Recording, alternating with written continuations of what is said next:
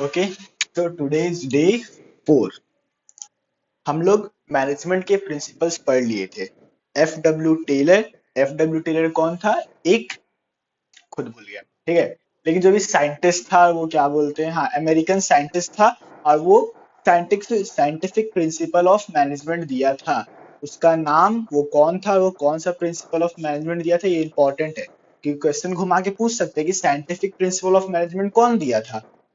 मतलब ऐसे ही case study दे देगा कि ऐसा ऐसा सिचुएशन है विच साइंटिफिक, क्या बोलते हैं, which scientific principle of management is applied here या वॉयलेटेड हेयर। वॉयलेटेड मतलब कि जिसका पालन ना किया गया हो, ठीक है।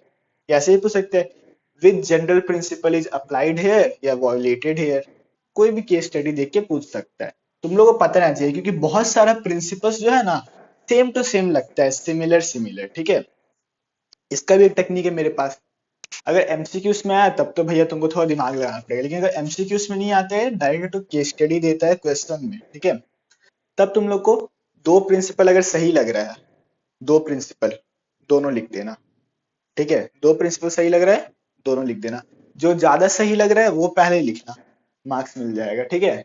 मतलब 80% चांसेस है कि मार्क्स मिल जाएगा और 20% चांसेस है कि मार्क्स नहीं मिलेगा, क्योंकि मेरे को शुभम जगदीश यही बताया है, ठीक है। शुभम सर मेरे को यही बताया, ठीक है। तो आज हम लोग चलते हैं अपना नेक्स्ट क्वेश्चन की तरफ, जो कि है सोर्सेस ऑफ रिक्रूटमेंट। रिक्रूटमेंट, क्योंकि हम अभी कुछ इंपॉर्टेंट क्वेश्चंस ऑफ मैनेजमेंट लिखा है जिसमें से सेकंड क्वेश्चन यही है। एक बार हम चेक कर लेते हैं यही है कि नहीं है। हाँ, यही है, F W Taylor, sorry, Taylor of Fayol का प्रिंसिपल और सोर्सेस ऑफ रिक्रूटमेंट। ओके, तो भैया सोर्सेस ऑफ रिक्रूटमेंट देखो, ये बस आज इसी क्वेश्चन में क्लास खत्म हो जाएगा, ठीक है। कल से हम लोग थोड़े ज्यादा स्टूडेंट पकड़ेंगे, ठीक है। सोर्सेस ऑफ रिक्रूटमेंट दो टाइप का होता है। एक होता है इंटरनल, इंटरनल रिक्रूटमेंट, ठीक है। एक होता है एक्सटर्नल रिक्रूटमेंट। तो भैया दो टाइप का होता है, इतना तो पता चल गया। इसमें से भी केस स्टडी आने का चांसेस है, ठीक है। हर एक चीज से केस स्टडी आने का चांसेस है, हर एक चीज से कंफ्यूजन की जरूरत नहीं। तुमको अगर पता है कि क्या है तो तुम लिख सकते हो। ऐसे पूछ लेगा कि एक रवि नाम का बंदा है, उसको अपनी कंपनी के अंदर से ही क्या बोलते हैं, मतलब कि मेंबर को रिक्रूट करना है फॉर अ पर्टिकुलर पोस्ट। तो फिर वो कौन सा सोर्स ऑफ रिक्रूटमेंट को क्या बोलते हैं अप्लाई करेगा और कौन सा मेथड को अप्लाई करेगा। ओके, एक मिनट में थोड़ा हल्ला हो रहा है उधर, पड़ी एक मिनट बस, ठीक है। या फिर ऐसे भी पूछ सकते हैं, एक्सटर्नल सोर्सेस ऑफ रिक्रूटमेंट के अंदर भी केस स्टडी दे सकता है कि भैया बाहर से किसी को हायर करना है ना। और कोई मेथड, जो मेथड तो बहुत सारा है, ठीक है। कोई मेथड के स्पेसिफिकली वो कर देगा कि इस तरीके से करना है, तो वो कौन सा मेथड को फॉलो कर रहा है, ऐसे करके ये पूछ सकते हैं, ठीक है। So let's start. देखो, इंटरनल सोर्सेस ऑफ रिक्रूटमेंट तो बहुत इजी है। मतलब कंपनी के अंदर से ही किसी को उठा लेना। पहला चीज, प्रमोशन। प्रमोशन, भैया एम्प्लॉय उसको प्रमोट कर दिए एक ऊपर वाले जॉब पोजीशन पे, प्रमोशन। एक्स्ट्रा सैलरी मिलेगा, एक्स्ट्रा स्टेटस, रिस्पॉन्सिबिलिटी सब मिलेगा, ठीक है। दूसरा होता है ट्रांसफर। देखो, सबको मानते हैं कि एक कंपनी का दो तीन ब्रांच होता ही है, ठीक है। तो भैया मान लो कि कोई एम्प्लॉय का ट्रांसफर कर दिया, जैसे कि उस कंपनी में भैया, मतलब कि मान लो मेरा दूसरा ब्रांच में, मेरा कंपनी है, मेरे कंपनी के दूसरे ब्रांच में एम्प्लॉय का जरूरत है। ओके, हम देखेंगे मेरा क्या बोलते हैं, पहला ब्रांच में वो एम्प्लॉय है जिसका पोस्ट का वहां पे कोई काम नहीं हो, बैठ के ऐसे ही खा रहा है और कुछ नहीं। तो हम उसको ट्रांसफर करके इस ब्रांच में ले आएंगे, समझे, इसको बोलते ट्रांसफर। इसमें उसका सैलरी नहीं बढ़ेगा ना स्टेटस बढ़ेगा, सेम जॉब पोजीशन मिलेगा। इसमें जॉब पोजीशन सेम होता है, जॉब सेम। और इसमें होता है भैया डिफरेंट, डिफरेंट पोस्ट मिलता है ना, इसीलिए, ठीक है। तो फिर इसका हम भेजते हैं भैया तुम लोगों को नोट, जाएगा आज डे 4, डे 4 पेज 1 के नाम से। फटाफट ये दोनों को कॉपी में उतार लो और समझ लो, ठीक है। फटाफट हम भेज रहे हैं। चलो फिर आज से क्लास आज बहुत जल्दी खत्म होने वाला है, ठीक है। वीडियो को तुम लोग शायद से 2x पे चलाता होगा ना। चलो जो अभी इंटरनल सोर्सेस ऑफ रिक्रूटमेंट का तुम लोग नोट्स बना लिया है, तो अब हम लोग चलते हैं एक्सटर्नल सोर्सेस ऑफ रिक्रूटमेंट के ऊपर। एक्सटर्नल सोर्सेस, पहला कैंपस सिलेक्शन। ठीक है, अब है तुम बढ़िया कॉलेज में चले गया, ठीक है, मान लो एसआरसीसी में चले गया, Shri Ram college of commerce, या हिंदू यूनिवर्सिटी, बनारस यूनिवर्सिटी, ठीक है, चले गया, तो भाई तुम्हारा वहां से डायरेक्ट कैंपस सिलेक्शन हो जाए। ग्रेजुएशन खत्म हुआ, डायरेक्ट क्या बोलते हैं, आएगा कंपनी, वहां पे इंटरव्यू कंडक्ट करेगा और तुम्हारा सिलेक्शन खत्म। मोस्टली बड़ा बड़ा कॉलेजेस में कैंपस सिलेक्शन मिल जाता है। कैंपस सिलेक्शन का मतलब क्लियर हो गया, नोट्स हम भेज देंगे क्या लिखना है। दूसरा आता है एम्प्लॉयमेंट एक्सचेंज।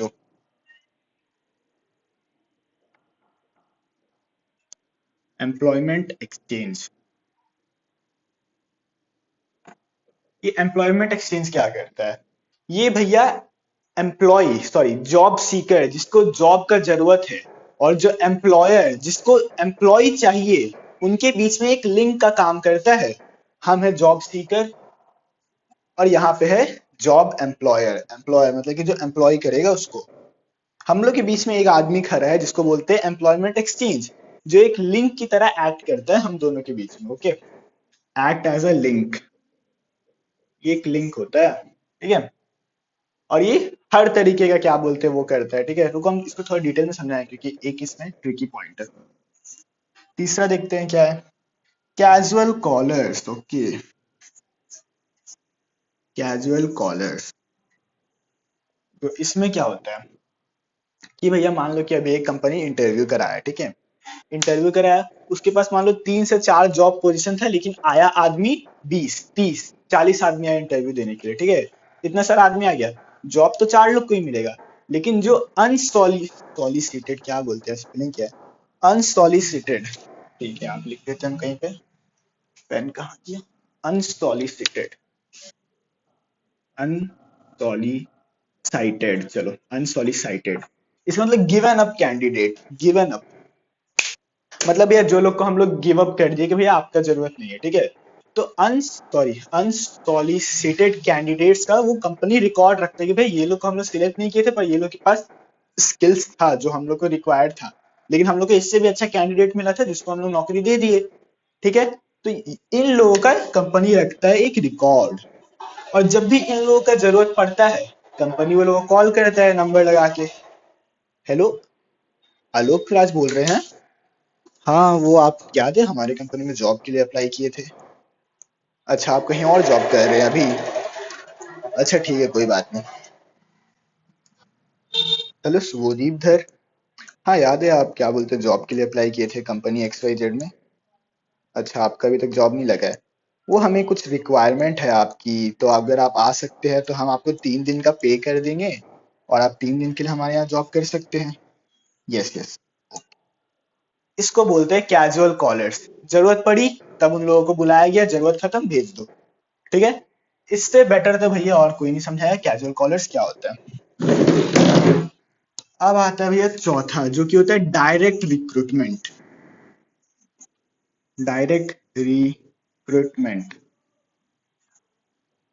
इसमें क्या होता है, इसमें भैया कंपनी के बाहर नोटिस बोर्ड लगा रहता है, नोटिस बोर्ड पे एक तो पर्ची चिपका रहता है, पिन मार के पर्ची चिपका रहता है, पर्ची के ऊपर लिखा रहता है हमें काम करने के लिए एक महिला की जरूरत है, सालाना सैलरी 12,000 रुपए या महीना सैलरी 12,000 रुपए, ऐसा बहुत जगह तुम लोग देखा होगा। ठीक है, हम तो बहुत जगह पे देखे कि भैया एक टाइप राइटर की जरूरत है, पर महीना सैलरी इतना ये वो करके, तो भैया एक नोटिस बोर्ड लगा रहता है, नोटिस बोर्ड के ऊपर चिपका रहता है कि भैया हमको इस चीज का जरूरत है, लोग जाता है अप्लाई कर देता है। ठीक है, इसको बोलते हैं डायरेक्ट रिक्रूटमेंट।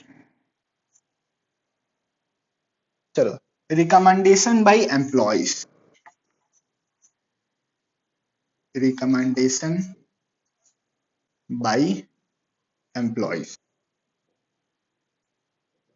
अब देखो मानो ये कंपनी में पहले से कोई एम्प्लॉय काम कर रहा है और उसको पता चले कि अरे मेरा कंपनी में तो जनरल मैनेजर का एक तो पोस्ट खाली है, तो वो क्या बोलते हैं, उसका कोई रिश्तेदार का लड़का है या उसका खुद का बेटा है जो कि क्या बोलते हैं उस पोस्ट के लिए एकदम सुटेबल है, वो उसके पास एक्सपीरियंस भी है, सब कुछ है, लेकिन उसके पास अभी नौकरी नहीं है। तो कंपनी का एम्प्लॉयर के पास जाएगा, बोलेगा सर मेरे ध्यान में एक लड़का है जो इस पोस्ट के लिए एकदम सुटेबल है। तो एम्प्लॉयर उसको बुलाएगा, इंटरव्यू लेगा, जॉब दे देगा, खत्म। इसको बोलते हैं रिकमेंडेशन बाई एम्प्लॉय। कंपनी के अंदर का ही एम्प्लॉय अपना फ्रेंड्स, रिलेटिव या खुद का फैमिली मेंबर का ही नौकरी उसी कंपनी में लगवा देता है। ठीक है। 6, placement agencies. Placement agencies, I hope दिख रहा होगा प्लेसमेंट एजेंसी जो लिखे हैं। दिख रहा है, चलो। प्लेसमेंट एजेंसी, अब यहाँ पे आता है एक ट्विस्ट। ये भी एज अ लिंक एक्ट करता है भैया, ये भी एज अ लिंक एक्ट करता है, ये भी एज अ लिंक एक्ट करता है। किनके बीच में? एम्प्लॉयज, सॉरी जॉब सीकर और एम्प्लॉयर्स के बीच में। ठीक है। तो डिफरेंस क्या है इन दोनों में? ये जो है हर एक टाइप का जॉब सीकर के लिए है। ठीक है, चाहे वो पियून हो, चाहे वो साफ सफाई करने वाला हो, कुछ भी हो। ठीक है। ये जो प्लेसमेंट एजेंसी है ये मोस्टली सुपीरियर हायर लेवल का क्या बोलते हैं एम्प्लॉयमेंट प्रोवाइड करता है। ठीक है। जैसे आप किसी को जनरल मैनेजर बनना है, किसी को क्या होता है सीईओ बनना है, तो भैया वो लोग जाता है प्लेसमेंट एजेंसी में। ये सुपीरियर जॉब पोस्ट के लिए है, और ये इंफीरियर प्लस सुपीरियर किसी में भी आ जाएगा। ठीक है। कोई दिक्कत? इससे भी केस स्टडी आ सकता है बाबू। पूछ लेगा कि क्या बोलते हैं उसको, मतलब कि एक ऐसा इंसान के पास जाना जो एज अ लिंक एक्ट करे, है ना, उसको सुपीरियर पोजीशन चाहिए, तो हो सकता है बच्चा लिख देगा एम्प्लॉयमेंट एक्सचेंज। और उसको बड़ा पोस्ट चाहिए ना भैया, बड़ा पोस्ट, प्लेसमेंट एजेंसी के पास जाना पड़ेगा। ठीक है। इसलिए अच्छे से सब चीज को समझो। चलो अब लास्ट दो ठो बचा हुआ है। पहला है भैया एडवर्टाइजमेंट, सॉरी सातवां है भैया एडवर्टाइजमेंट। एडवर्टाइजमेंट में क्या होता है? पेपर, न्यूज़पेपर, टीवी, हर जगह पे क्या दे देता है? इश्तिहार कि नौकरी करने के लिए नौकरी वाले की आवश्यकता है, जो कि पहले बहुत होता था, अभी भी थोड़ा बहुत होता ही है। दूसरा होता है लेबर कॉन्ट्रैक्टर, यही होता है ना, लेबर कॉन्ट्रैक्टर, लेबर कॉन्ट्रैक्टर, और इसको हम लोग जॉबर्स भी बोलते हैं, जॉबर्स, ये नाम याद रखना। ठीक है, जॉबर्स ये भी बोलते हैं। अब लेबर कॉन्ट्रैक्टर क्या होता है, हम लोग कहानी सुनाते हैं। ठीक है, जब लॉकडाउन लगा था तो मेरे पापा भी लेबर कॉन्ट्रैक्टर बनने का सोचे थे। ठीक है, कि भैया उनके अंडर उनके पास बहुत सारा लेबर लोग का कांटेक्ट होगा। ठीक है। लेबर, चलो डायरेक्ट बोल देते हैं ठेकेदार, खत्म। ये ठेकेदार है, ठेकेदार, कुछ समझ गया? जिसके पास भैया डायरेक्ट कांटेक्ट रहता है लेबर लोग से, और जब भी किसी को लेबर का जरूरत पड़ता है वो ठेकेदार को कॉल करता है, ठेकेदार उसको with in a short period of time labour provide कर देता है, मोस्टली टाइम तो कर ही देता है। ठीक है। इसको बोलते हैं लेबर कॉन्ट्रैक्ट। उतना कहानी छोड़ो, ठेकेदार, खत्म कहानी। इसका भी नोट्स दिया होगा पेज 2 करके, पेज 2। ओके, नोट्स बना लो, अच्छे से पढ़ लो किसका मतलब क्या है क्या नहीं है। इसका डायरेक्ट क्वेश्चन भी पूछ सकता है लेकिन चांसेस कम है, लेकिन केस स्टडी में करके पूछ सकता है। ठीक है, केस स्टडी में करके, तो अच्छे से पढ़ भी लो। और ज्यादा नहीं, अगर डायरेक्ट क्वेश्चन पूछा भी तो तुम लोग को ज्यादा से ज्यादा 6 याद रहना चाहिए डायरेक्ट क्वेश्चन में। ठीक है, लेकिन अगर केस स्टडी पूछा तो तुमको सबका मीनिंग तो क्लियर रहना चाहिए ना भाई, मीनिंग क्लियर रहना चाहिए। ओके, आज से क्लास होता है खत्म, नोट्स बना लेना। कल हम लोग प्लानिंग का चैप्टर को पूरा खत्म कर देंगे। ठीक है, बहुत इजी है क्योंकि थोड़े दिन में ही खत्म, थोड़े दिन क्या, कल ही खत्म हो जाएगा। और हाँ, रुको रुको रुको रुको, हम जो क्या बोलते हैं तुम लोग को करवाया है ना, principles of general management, please यार उसको अच्छे से पढ़ लो, किसका मतलब क्या है क्या नहीं है, कौन सा किसका प्रिंसिपल है। और dad I see you cross करके जो हम कीवर्ड लिखाए थे, हेनरी फयोल का, जो कि फ्रेंच इंडस्ट्रियलिस्ट था, जो जनरल प्रिंसिपल ऑफ मैनेजमेंट दिया था, उसका वो कीवर्ड बहुत इंपॉर्टेंट है तुम लोग के लिए। क्या बोलते हैं, dad I see you cross करके, तुम लोग को याद हो जाएगा उसका सारा प्रिंसिपल्स। ठीक है। और प्रिंसिपल के अंदर में क्या है वो भी याद कर लेना कि कौन सा प्रिंसिपल का क्या मतलब होता है। और फिर हेनरी एफ डब्ल्यू टेलर का प्रिंसिपल तो इजी है, 7 प्रिंसिपल से उसका, उसका ही मतलब समझ। डायरेक्ट क्वेश्चन नहीं पूछेगा, बस एक तो केस स्टडी दे देगा और पूछेगा कि बताओ ये किसका प्रिंसिपल है, ये भी पूछ सकता है। ये भी पूछेगा कि कौन सा प्रिंसिपल इस जगह पे वायलेट हो गया है, ये भी पूछ सकता है कि कौन सा प्रिंसिपल यहाँ पे अप्लाई हुआ है। ओके, प्लीज उसको अच्छे से कर लो, इजी हो जाएगा। बस रटना नहीं है, बस इतना याद रखना है कि भैया किस प्रिंसिपल का मतलब क्या है और कहाँ क्या अप्लाई होता है। अभी के लिए बाय बाय।